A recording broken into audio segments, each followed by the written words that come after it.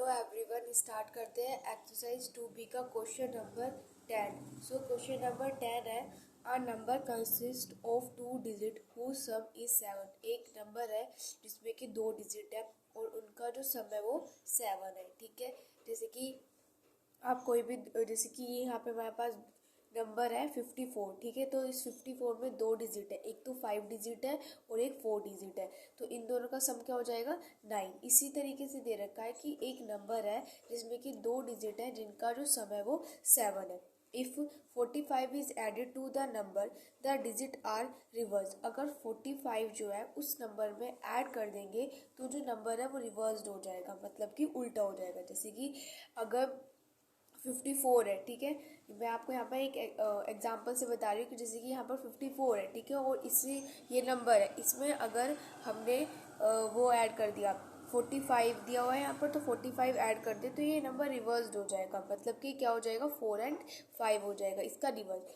5 और 4 है ये नंबर, इसका रिवर्स मतलब इसका उल्टा हो जाएगा, तो वो क्या हो जाएगा 4 and 5। ठीक है, 45 हो जाएगा वो।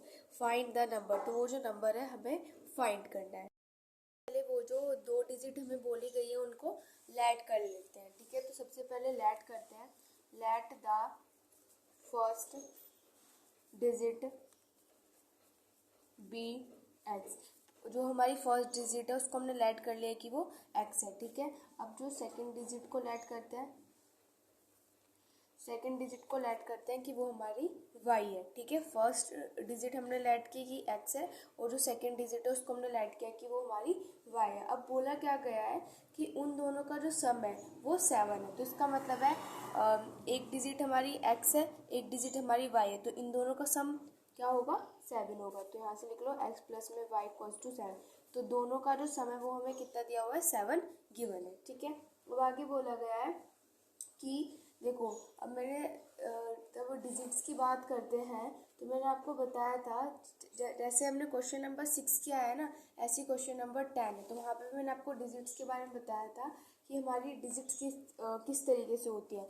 अगर हम मान लें कि जो x है वो हमारा 1st प्लेस पर है और y हमारा 10th प्लेस पर है, तो वो एक नॉर्मल डिजिट होती है। जैसे कि अब यहाँ पे मैं आपको लिख के दिखाती हूँ, इसको 1st प्लेस पर मान लें, तो इसको x को हमने 1st प्लेस पर रख लिया और y को हम 10th प्लेस पर मान लें, तो y अगर हम 10th प्लेस पर होता है तो उसके साथ क्या लग जाता है, मतलब वो उसके साथ 10 लग जाता है। जैसे कि हमारे पास कोई नंबर होता है 7 4 5 है, ठीक है, तो इसको हम क्या बोल सकते हैं कि भाई जो 5 है वो हमारा 1st प्लेस पर है, 4 हमारा 10th प्लेस पर है, 7 हमारा 100 प्लेस पर है। वो हम ऐसा किस लिए बोल सकते हैं, क्योंकि देखो 7 की मल्टीप्लाई करोगे 100 से क्योंकि ये 100 प्लेस पर है, 4 की मल्टीप्लाई करोगे 10 से क्योंकि ये 10th प्लेस पर है, और 5 की मल्टीप्लाई करोगे 1 से क्योंकि ये 5 प्लेस पर है। ठीक है, अब इसको सोल्व कर लो।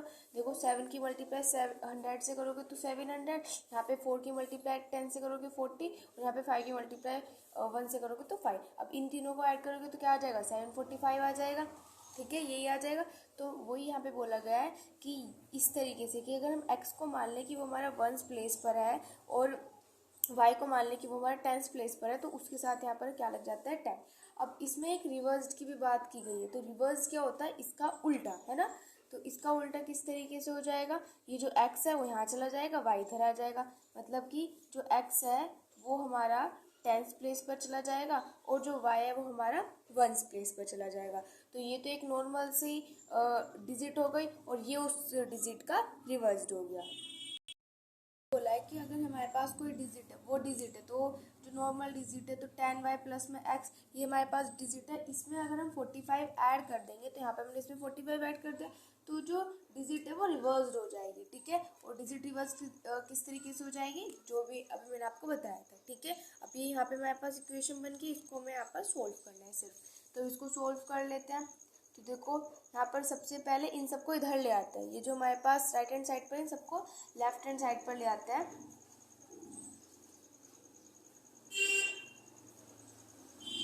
और यहाँ पे हमारे पास 0 रह जाएगा। ठीक है, 10 में से 1 सब्ट्रैक्ट करेंगे तो 9 आ जाएगा, तो जगह 9y, और यहाँ पे 10 में से 1 सब्ट्रैक्ट करेंगे तो 9 आएगा, लेकिन यहाँ पे माइनस के 9x हो जाएगा और प्लस के 45 इक्वल्स टू 0। ठीक है, ये हो जाएगा हमारे पास। अब देखो ये हो जाएगा 9y माइनस के 9x इक्वल्स टू माइनस के 45, क्योंकि यहाँ पे प्लस में, उधर जाके ये माइनस में हो जाएगा। ठीक है, अब इसको आप आगे पीछे भी लिख सकते हो या फिर आप इसको ऐसे भी रहने दे सकते हो। तो यहाँ से हम बोल देंगे कि ये हमारी सेकंड इक्वेशन है। ठीक है, अब फर्स्ट इक्वेशन ये है हमारे पास, सेकंड इक्वेशन ये है। अब दोनों इक्वेशन को सोल्व कर देते हैं। तो फर्स्ट इक्वेशन लिख लेते हैं। फर्स्ट इक्वेशन है y प्लस में x equals to 7। Second equation है 9y माइनस के 9x इक्वल्स टू माइनस के 45। अब इन दोनों इक्वेशन को यहाँ पर सोल्व करते हैं।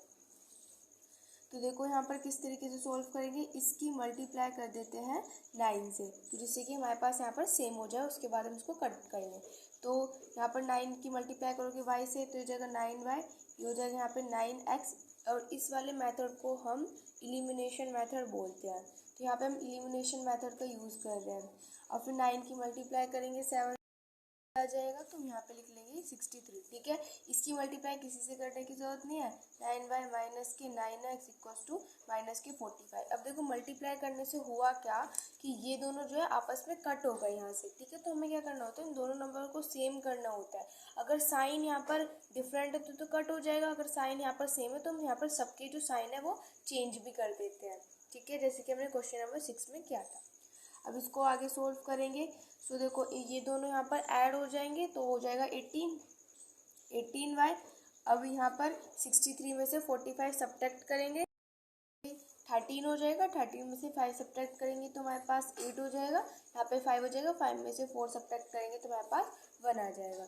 ठीक है, अब देखो y की वैल्यू यहाँ से क्या आएगी, 18 अपॉन में 18, क्यों ये यहाँ पर मल्टीप्लाई में ना तो इधर आके डिवाइड में हो जाएगा, अभी कट जाएगा तो 1। तो y की वैल्यू तो यहाँ पे हमारे पास 1 आ गई। ठीक है, अब हमें क्या फाइंड करनी है, x की वैल्यू। तो अब हम यहाँ पर क्या करेंगे, जो y की वैल्यू है उसको पुट कर देंगे। कोई सी भी इक्वेशन में आप पुट कर सकते हो।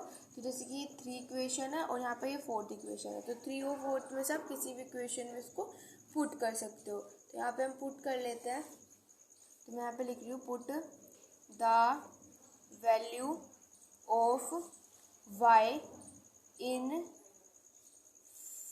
Third equation. ठीक है, थर्ड इक्वेशन में हम यहाँ पे y की वैल्यू पुट कर देते हैं। ठीक है, तो थर्ड इक्वेशन हमारे पास क्या है, 9y प्लस में 9x इक्वल्स टू 63 है। तो इसमें y की वैल्यू पुट कर दो, तो y की वैल्यू क्या है, 1 है। तो 9 की मल्टीप्लाई 1 से करेंगे तो 9 प्लस में 9x इक्वल्स टू 63 आ जाएगा। तो यहाँ पे 9x इक्वल्स टू 63 माइनस के 9 हो जाएगा। ठीक है, तो 9x इक्वल्स टू 63 में से 9 सब्ट्रैक्ट कर आ जाएगा, तो यहाँ पे हमारे पास 54 हो जाएगा। ठीक है, और उसके बाद यहाँ से x की वैल्यू फाइंड करिए तो ये हो जाएगा 54 अपॉन में 9, और इसको कट करेंगे तो यहाँ पे हमारे पास 6 आ जाएगा। ठीक है, तो इसका मतलब है कि जो x है, x की वैल्यू हमारे पास क्या आ गई है, 6। ठीक है, तो हमारे पास वो जो नंबर है वो हमारे पास क्या आ गया, देखो y की वैल्यू हमारे पास 1 आई है। ठीक है, और y को हम रखते कहाँ पर है, टेंस प्लेस पर रखते हैं, है ना। अगर कोई भी नॉर्मल नंबर होता है, मैंने आपको बताया था, देखो यहाँ पे भी हमने y को टेंस प्लेस पर रखा हुआ है। ये यहाँ पर हमने y को टेंस प्लेस पर रखा हुआ है ना, तो y को हम टेंस प्लेस पर रखेंगे। तो y को हमने रखा टेंस प्लेस पर और x को रखा वंस प्लेस पर। देखो ये वंस प्लेस हो गई, टेंस प्लेस हो गई। ठीक है, तो हो गया यहाँ पर, तो वो नंबर हमारे पास क्या है, 16। ठीक है, तो यही हमें फाइंड करना था। देखो इन दोनों का सम 7 ही है, 6 और 1 को ऐड करेंगे तो 7, और यही हमें क्वेश्चन में बोला गया था। सो ये हो गया क्वेश्चन नंबर 10 का आंसर।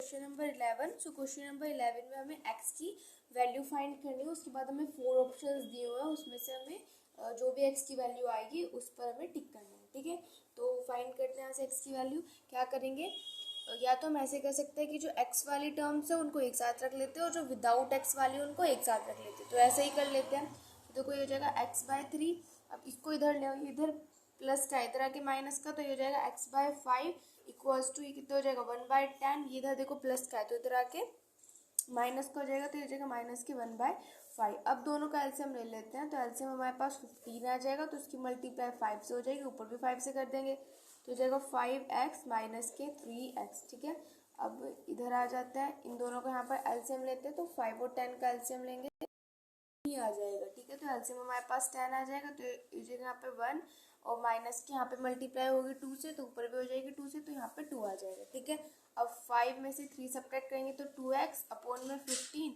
और 2 में से 1 सब्ट्रैक्ट करेंगे तो माइनस की 1 आएगा, क्योंकि 1 और 2 में से बड़ा क्या है 2 है, और 2 के आगे नेगेटिव साइन है, इसलिए यहाँ पर नेगेटिव साइन आएगा। ठीक है, अब इसको आगे सोल्व कर लेते हैं।